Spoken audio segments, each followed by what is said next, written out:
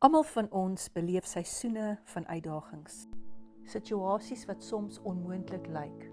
Maar jy moet vandag hoor dat God soms hierdie uitdagings in ons lewens toelaat om ons geloof te versterk. Daniël het ook groot uitdagings in sy lewe beleef. Daar is aan hom gesê dat hy nie tot sy God mag bid nie, want dan sal hy in 'n leeukuil gegooi word. Ek glo, hy het God gevra om hom te red van die leeukuil. Maar God het Daniël nie gespaar van die leeukuil nie.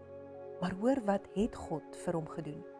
Hy het hom gered in die leeukuil. Sadrag, Mesach en Abednego wou nie die standbeeld van Nebukadneser aanbid nie, al was hulle gedreig met 'n vuuroond. Hulle het gehoop dat hulle nie in die vuuroond gegooi sou word nie, maar het gesê al sterf hulle daar, sal hulle nie hul geloof in God opgee nie. God kon hulle gered het van die vuuroond, maar hy het besluit om hulle eerder in die vuuroond te red.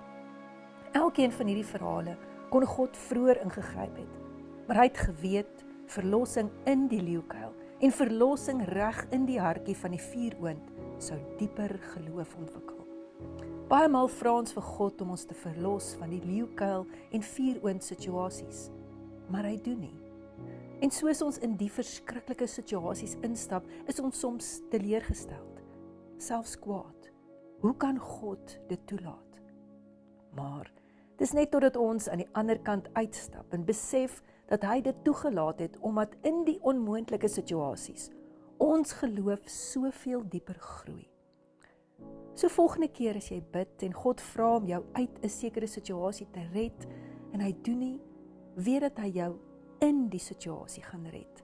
Hy gaan jou deur dit vat en so sal dit 'n baie dieper geloof in jou ontwikkel.